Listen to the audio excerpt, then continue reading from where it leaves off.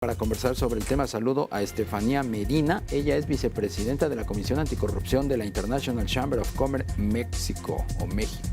¿Cómo estás, Estefanía? Muy buenas tardes. Hola, ¿qué tal, Darío? Pues es un gusto estar aquí contigo y todo tu auditorio.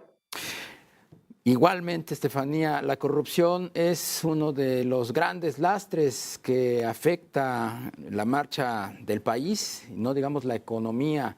En un contexto de tratado de libre comercio, en un contexto de una revisión del tratado, ¿qué papel va a jugar este fenómeno en la relación comercial con nuestros principales socios? Pues mira, como bien lo señalas, este es un tema importantísimo. La corrupción no solamente afecta distintas aristas, es decir, desde el Estado de Derecho, la capacidad democrática de nuestro país, pero incluso hemos visto en algunas otras ocasiones que la corrupción realmente mata. Y cuando hablamos desde la perspectiva de las empresas, no solamente es que les afecta, sino que también limita la competitividad y el crecimiento de nuestro país. Entonces, en el tema de las discusiones que se vienen en el marco de la relación con Estados Unidos y México, creo que este va a volverse un tema importantísimo. No solamente porque es parte de los elementos que hoy contempla el tratado en su artículo 27, sino también porque día a día hemos visto cómo además Estados Unidos cada vez tiene mayores normas que le permiten incluso ejercer jurisdicción, es decir, investigar y perseguir casos de corrupción que pudieron cometerse en otros países, como en este caso en México, ya en sus propias cortes, lo cual implica y duplica pues los retos para las empresas mexicanas o empresas transnacionales con operaciones en México. ¿Qué les dice? ¿Les genera confianza la creación de esta nueva Secretaría Anticorrupción y de Buen Gobierno?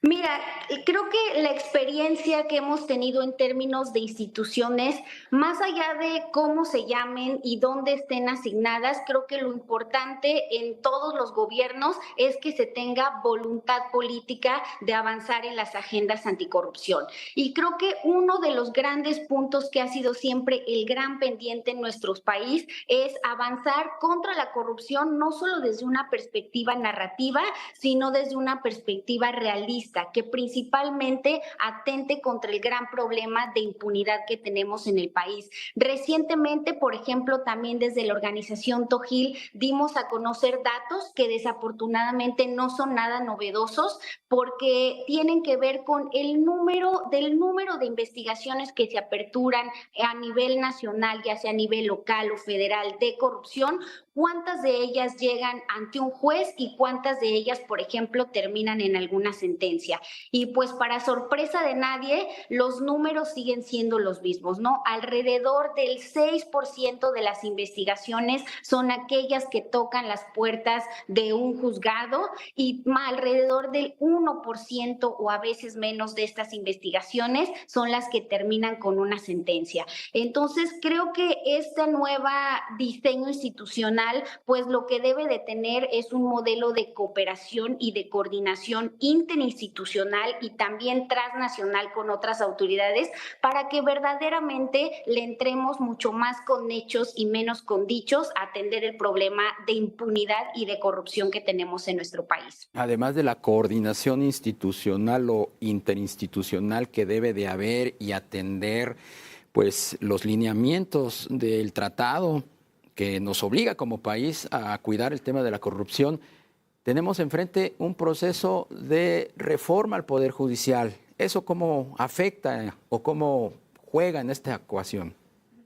Pues mira, esta reforma es importantísima también desde varios puntos de vista. Creo que el primero es que no solamente desde gobiernos o sociedad civil o organizaciones como la ICC tenemos que poner el ojo, sino toda la ciudadanía en general, en que estos procesos de selección que se están dando para nuevos jueces, magistrados y además ministros de la Suprema Corte, pues obviamente que ocurran a través de procesos transparentes, con reglas justas y claras, y que no se vaya a permitir el propio proceso de selección hacer un nuevo mecanismo de corrupción en el proceso de elegir a estos jueces. Lo segundo es, también es corrupción tener a personas en cargos para los cuales no están capacitados y que no tienen las habilidades o las herramientas necesarias para desempeñar ese puesto. Entonces es muy importante pues garantizar que los perfiles que evidentemente lleguen a estos puestos cuenten con las capacidades necesarias para llevarlo a cabo. Y tercero, que la operación cotidiana pues también seamos tanto desde el sector legal como todos los sectores que tocan a las puertas de los poderes judiciales, estatales o federal, los encargados de denunciar y reportar cuando ocurran irregularidades y especialmente aquellas que tienen que ver con hechos de corrupción por parte de estos funcionarios. Este último es importante, hay conciencia, hay una postura de avanzada por parte de las empresas para denunciar los hechos. Mira, yo creo que lo que estamos viviendo en este momento son empresas que principalmente en nuestro país pues tienen muy claro la importancia de políticas de integridad en el mundo de los negocios. Es decir, la corrupción, como bien lo comentábamos hace un momento, no solamente les afecta en su interacción cotidiana con autoridades para solicitar permisos, autorizaciones y demás trámites que son requeridos, también afecta gravemente a las empresas mexicanas o con operaciones en México que tienen todos sus permisos en regla, que cumplen con todos los requisitos que les exigen normas nacionales e internacionales y que desafortunadamente en algunos casos no son capaces de competir o de ganar algunas licitaciones públicas o de acceder incluso a mecanismos de carácter privado. Entonces, yo creo que hoy más que nunca las empresas mexicanas están muy comprometidas con no tolerar este silencio que es silencio cómplice, sino en realmente levantar la voz y denunciar estos casos. Y no es cosa menor, por ejemplo, hablando del tema de la jurisdicción que puede haber en otros países y que puede afectar a las empresas en México, recientemente este año tuvimos uno de los juicios pues más espectaculares a nivel de la relación transnacional México-Estados Unidos en temas exclusivamente que tienen que ver con corrupción.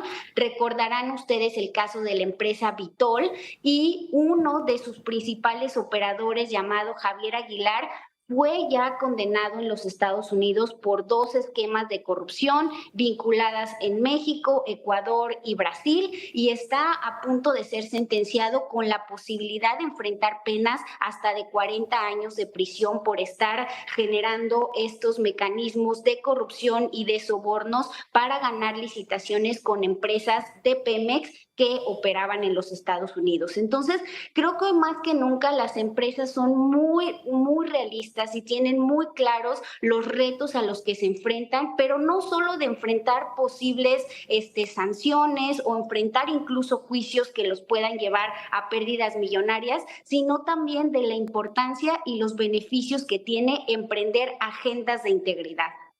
Estefanía Medina, vicepresidenta de la Comisión Anticorrupción de la International Chamber of Commerce México. Muchas gracias por estos minutos. Muchas gracias a ti, Darío. Un gusto platicar contigo y un fuerte abrazo. El gusto es nuestro, igualmente un fuerte abrazo.